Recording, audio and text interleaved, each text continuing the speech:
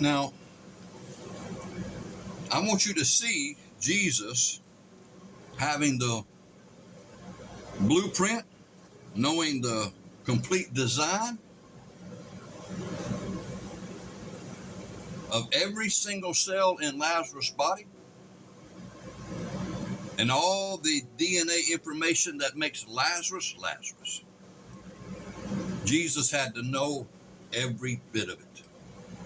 The complexity of the single cell. He had to reestablish it, fix all of that complexity into full life motion, times trillions and trillions and trillions and trillions and trillions.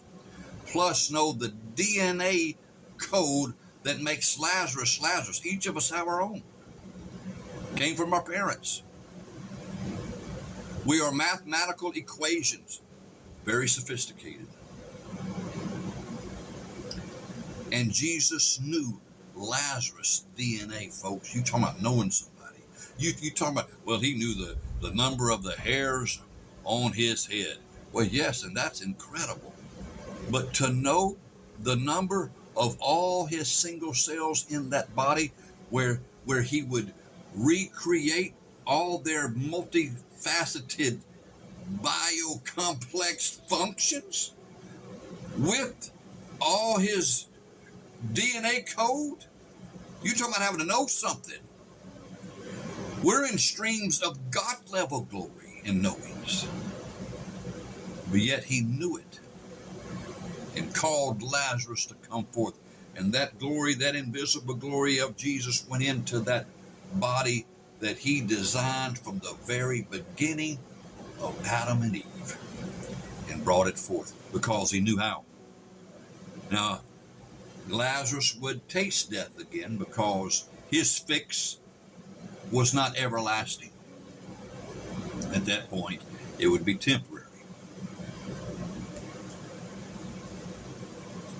But with knowledge, the Lord of glory brought forth that temporary existence. Now, how long did Lazarus live after that? I don't know. Years, 2 years, decade, 2 decades, I don't know. But he lived to taste death again.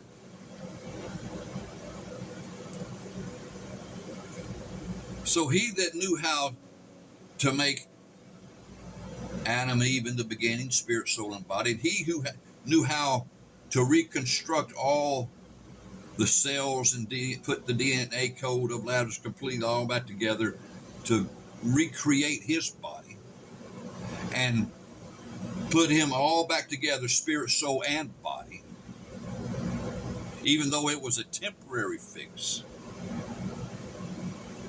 He also had to know how to make, in redemption knowledge,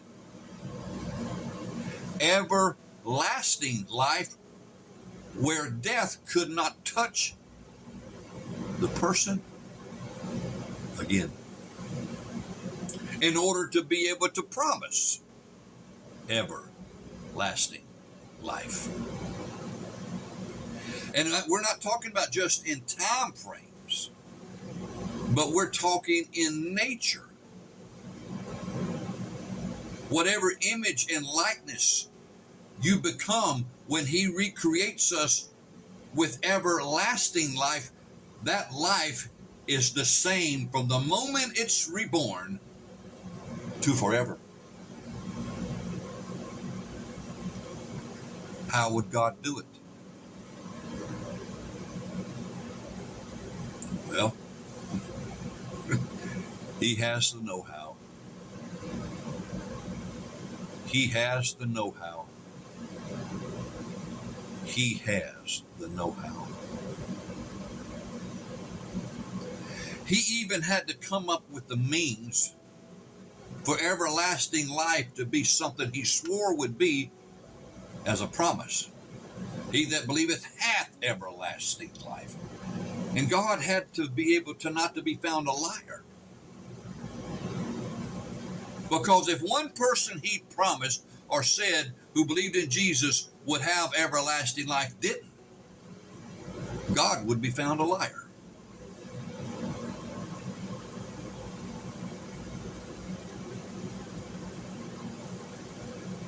So how would God be able to promise everlasting life where once it is obtained, it's always and forever, and the very nature of it cannot change?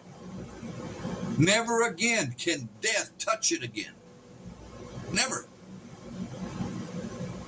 Because if he creates you everlasting life and yet death touches you again, then you weren't created everlasting life. I want to tell you, Adam and Eve were not created with everlasting life. They were created with living forever life. But their living forever life and the conditions of that existence would depend on a choice they made. Adam, Eve, all these vegetables, herbs, fruits I give you for your diet. Eat of it, enjoy it all you want.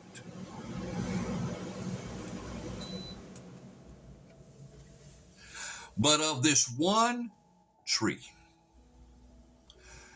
do not ever eat of it, for in the day that you eat of it, you will die. You will suffer change.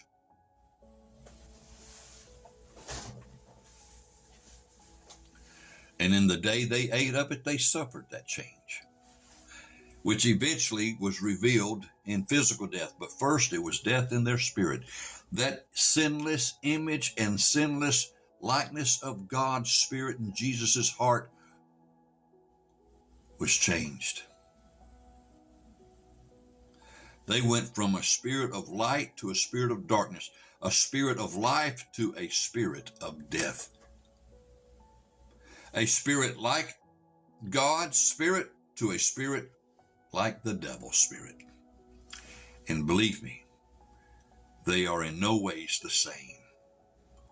God is good and holy and love. Satan's spirit is evil, wicked, and full of hate. The two different natures.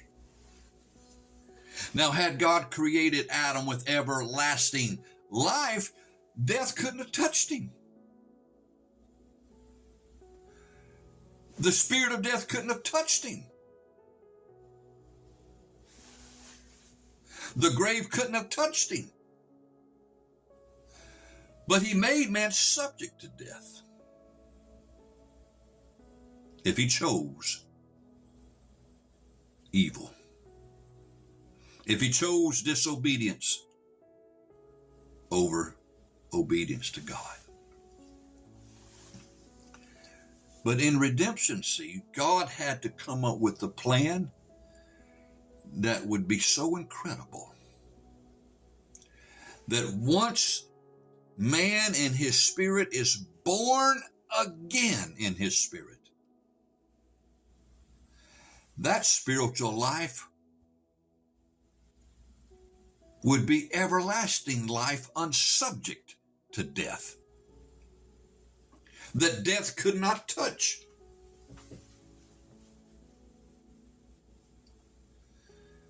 How would he do it?